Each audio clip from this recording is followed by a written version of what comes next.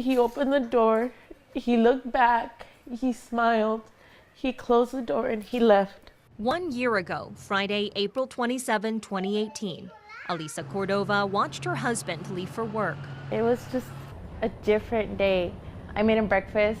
I ironed his uniform, something that I rarely did anymore. Little moments. He scratched my back, and it was very affectionate. That would become their last. He kissed my mom goodbye, he kissed my sister goodbye, my brother. Just hours later,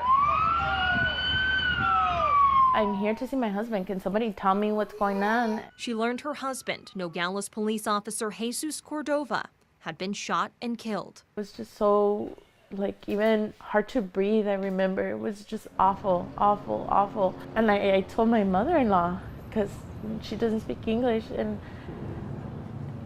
just the shriek, I can still hear it. As his family processed the news, so did his brothers and sisters in uniform.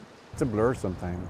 It's a blur. It's a system overload of a tragic scene that I saw. Nogales Police Chief Roy Bermudez was out of town when he heard the news. He had a 3.5-hour drive back to town that he'll never forget. You go into a sense of denial that you say, even if it was shot, he's going to be okay. That sense of denial shattered. It feels like a nightmare. As he stood in front of reporters that night. I walked into the council chambers and it was packed.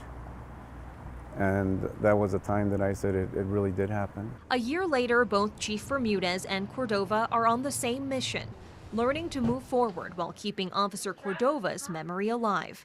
I think it only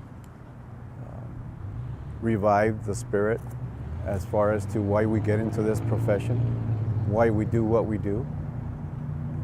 And I think we do it in Officer Cordova's name. Cordova now travels with her 4 kids and her family to attend or speak at events honoring her husband or other fallen officers. I make it a point to be everywhere where he's going to be honored because I'm his face. These kids are his face.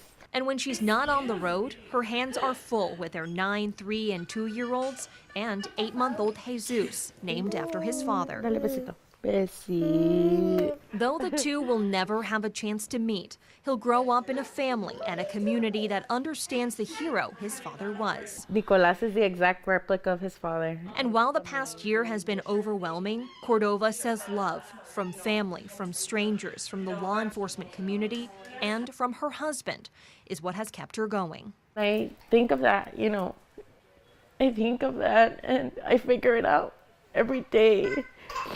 As hard as it is, we figure it out somehow or another. It was his promise that he was going to take care of me, and he has.